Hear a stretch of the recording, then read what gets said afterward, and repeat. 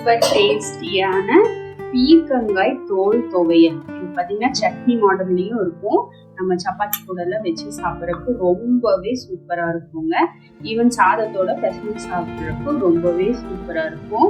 வாங்க ஃப்ரெண்ட்ஸ், நம்ம பீர்க்கங்காய் தோல் துவையலை எப்படி பண்றதுன்னு பார்க்கலாம். Welcome to our channel my first.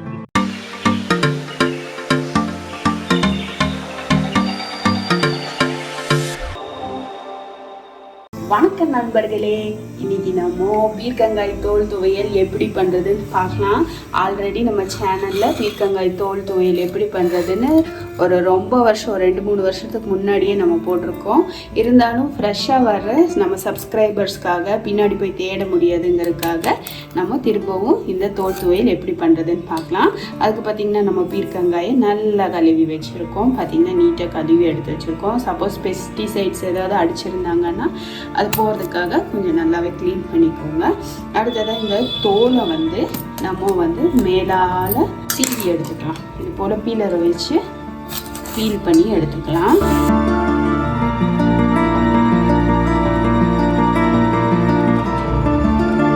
இது வரைக்கும் நம்ம சேனலை நீங்கள் சப்ஸ்கிரைப் பண்ணாமல் வீடியோ பார்த்துட்டு இருக்கீங்கன்னா மறக்காமல் சப்ஸ்கிரைப் பட்டனை கிளிக் பண்ணிக்கோங்க. கூடவே ஆளுங்கிற ஆப்ஷன் கிளிக் பண்ணீங்க அப்படின்னா இது போல் இன்ட்ரெஸ்டிங்கான வீடியோஸ் எல்லாம் உங்களுக்கு டக்குன்னு ரீச் பண்ணிவிடுங்க. பீர்க்கங்காய் தோல் துவையல் என்னடா இது தோல் எல்லாம் பண்ணுறாங்க அப்படின்னு நினைக்காதீங்க.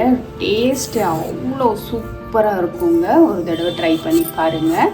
இது பார்த்திங்கன்னா இட்லி, தோசை, ரச சாதம், தயிர் சாதம் எல்லாம் ஈவன் நான் வெறும் சாதத்துக்கு கூட பிசைஞ்சு சாப்பிட்லாம். அந்தளவுக்கு ரொம்பவே சூப்பரான தோல் துவையல் எப்படி பண்ணலாம் பாருங்கள். ஈஸி அண்ட் சிம்பிளாக தாங்க பண்ண போகிறோம்.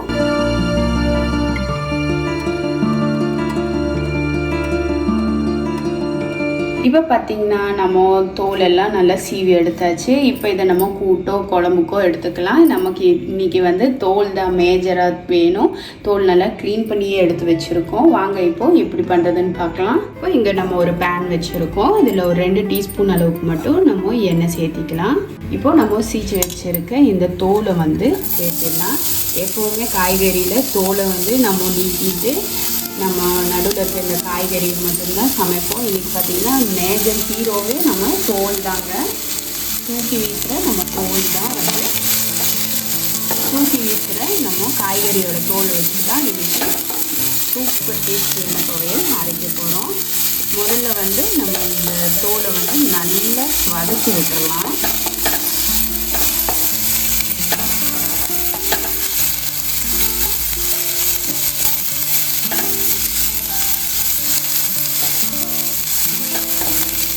தொடக்குன்னு இரிட்டேட் ஆகுதுன்னு நினைக்காதீங்க. இந்த ஸ்டவ்வோட கீழே இருக்க இந்த ஸ்டாண்டு கொஞ்சம் மேலும் கீழமாக இருக்குது. அதனால தான் அப்படி பக்கம் இருக்குது.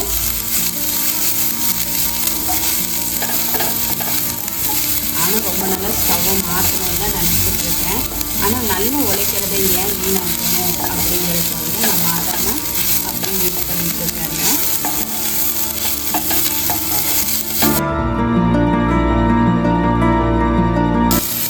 இந்த பீர்க்கங்காயோட தோல் பார்த்திங்கன்னா நல்லா வதங்கிடுச்சு. இப்போ இதை ஒரு பிளேட்டுக்கு நம்ம மாற்றிடலாம். திரும்பவும் 2 டீஸ்பூன் போல் எண்ணெய் சேர்த்திக்கலாங்க. இதில் சீரகம், அடுத்ததாக கடலைப்பருப்பு, அதுதான் உளுத்தம் பருப்பு சேர்த்திடலாம்.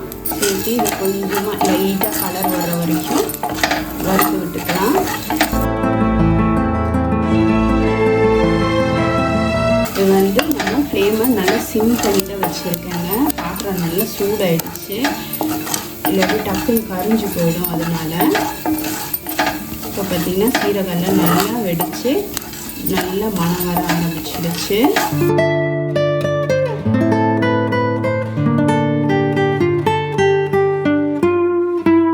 நம்ம உளுத்தம் பருப்பும் பார்த்திங்கன்னா லைட்டாக நிறம் வர ஆரம்பிச்சிடுச்சு. இப்போது இந்த ஸ்டேஜில் வரமிளகா பார்த்திங்கன்னா உங்கள் காரத்துக்கு ஏற்றாற் போல் வச்சுக்கோங்க. நான் இங்கே ஒரு 5 மிளகா போல் வச்சுக்கிறேன். அடுத்ததாக வெங்காயம் பார்த்திங்கன்னா பெரிய சைஸ் வெங்காயம் 1 இருந்துச்சுன்னா 1 போட்டுக்கோங்க. இல்லாட்டி நம்ம பாருங்கள் பெரிய வெங்காயம் தான், ஆனால் சின்னதாக இருக்கிறதுனால ஒரு 2 வெங்காயம் எடுத்துருக்கேன். அதையும் சேர்த்துடலாம். கூடவே ஒரு 3 பல் பூண்டு சேர்த்துடலாம். ஒரு 2 ஈர்க்கு கருவேப்பிலையும் சேர்த்திடலாம். இது கூட ஒரு சின்ன தேங்காயும் கட் பண்ணி சேர்த்திடலாங்க. உங்களுக்கு அளவு காட்டுறதுக்காக தான் வந்து தேங்காவை வந்து கட் பண்ணாமல் நான் இது போல் காட்டிட்டு கட் பண்ணுறேன்.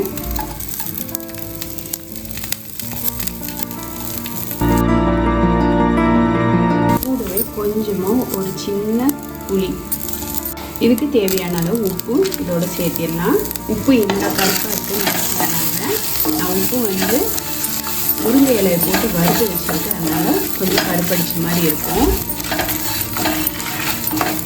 இது எல்லாமே நல்லா வதங்குற வரைக்கும் வதக்கி விட்டுடலாம். இந்த வெங்காயம் எல்லாம் நல்லா நேரமாக இருக்கும். இது பார்த்திங்கன்னா நம்ம மீடியம் ஸ்லோவில் வச்சு தான் வதக்கிட்டு இருப்போம். ஏன்னா நம்ம இந்த கடலை பருப்பு உளுத்தம் பருப்பில் கருப்பு போகாமல் இருக்கணுங்கிறதுக்காக.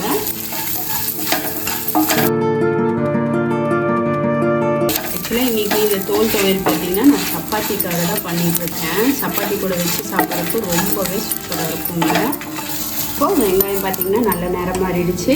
நம்ம இந்த வதக்கி வச்சுருக்க பீர்க்கங்காய் தோலையும் இதோட வச்சு சேர்த்திட்டு நல்லா ஒரு தடவை கரைச்சி கொடுத்துட்டு இது நல்லா ஆறுனதுக்கப்புறமா நம்ம மிக்சர் ஜாரில் லைட்டாக தண்ணி தெளித்து அரைச்சாலும் சரி, இல்லாட்டி இந்த பீர்க்கங்காய் தோலில் இருக்கிற லைட்டான ஈரப்பதத்துலேயே நவுத்தி விட்டு அரைச்சாலும் சரி ரொம்பவே சூப்பராக இருக்கும். மிக்சியிலங்கிறப்போ கொஞ்சம் லைட்டாக தண்ணி தெளிச்சுக்கோங்க, அப்போ தான் அரைப்படும்.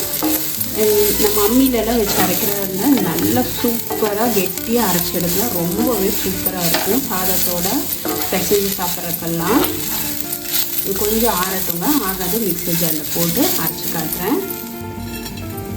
இப்போ மிக்சர் ஜாரில் சேர்த்து அரைச்சிட்டு வந்துடலாங்க.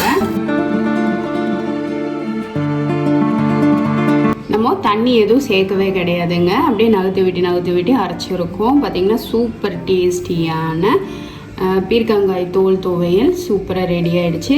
நான் சொன்னது போல் வெறும் சாதத்தில் கூட நம்ம பிசைஞ்சு சாப்பிட்லாம், ரொம்பவே சூப்பராக இருக்குங்க. இந்த சூப்பர் டேஸ்டியான பீர்க்கங்காய் தோல் துவையல் உங்கள் வீட்லையும் ட்ரை பண்ணி பாருங்கள். ட்ரை பண்ணி பார்த்துட்டு மறக்காமல் கமெண்ட் செக்ஷனில் உங்களோட ஃபீட்பேக்கை போஸ்ட் பண்ணுங்கள். நம்ம செய்த இந்த வீடியோ பிடிச்சிருந்தா லைக் பண்ணுங்கள், உங்கள் ஃப்ரெண்ட்ஸ் அண்ட் ஃபேமிலியோட ஷேர் பண்ணுங்கள். நம்ம யூடியூப் சேனலை சப்போர்ட் பண்ணவும் மறந்துடாதீங்க ஃப்ரெண்ட்ஸ். இது வரைக்கும் மை ஃபர்ஸ்ட் வியூவில் இந்த பீர்க்கங்காய் தோல் துவையல் வீடியோவை பொறுமையாக பார்த்ததுக்கு ரொம்ப ரொம்ப நன்றி ஃப்ரெண்ட்ஸ். தேங்க்யூ.